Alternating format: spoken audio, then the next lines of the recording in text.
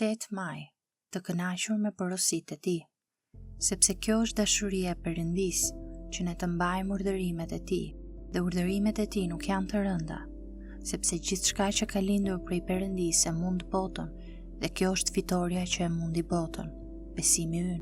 Cili është ai që e mund botën veç se ai që beson se Jezusi është biri i Perëndis? E pari Gjonit 5:3-5.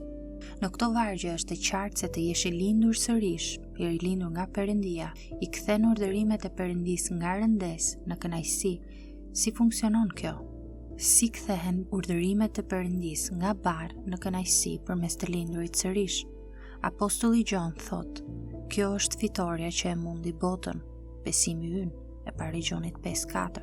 Me fjalë të tjera, mënyra se si të rilindurit nga Perëndia e mundi ndjesinë e botës që urdhërimet e Perëndis janë të rënda, është përmes prodhimit të besimit. Kjo konfirmohet te e pari Gjonit 5:1, i cili fjalë për fjalë thot: "Kushdo që beson se Jezusi është Krishti, ka lindur prej Perëndis". Besimi është prova që ne kemi lindur nga Perëndia.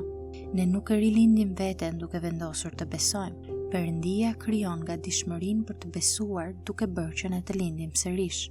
Siç tha edhe Pietri në letrën e tij të parë, Perëndia na rilindi për një shpresë të gjallë, e pari Pietrit 1:3. Shpresa jonë e gjallë, ose besimi në hirin e ardhshëm, është vepër e Perëndis përmes lindjes së re.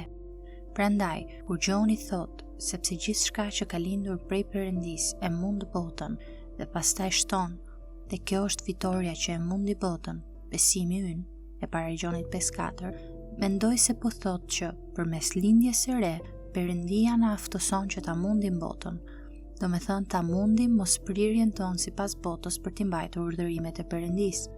Lindja e re e bën këtë duke krijuar besim.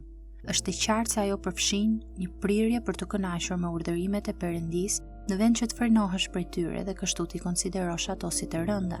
Prandaj është besimi ai që e mund armiqsinë tonë të brendshme ndaj Perëndis dhe vullnetit të tij, dhe na çliron që t'i mbajmë urdhërimet e tij dhe të themi bashkë me psalmistin: "Perëndia im, unë gëzohem kur zbatoj vullnetin tënd". Psalmi 48.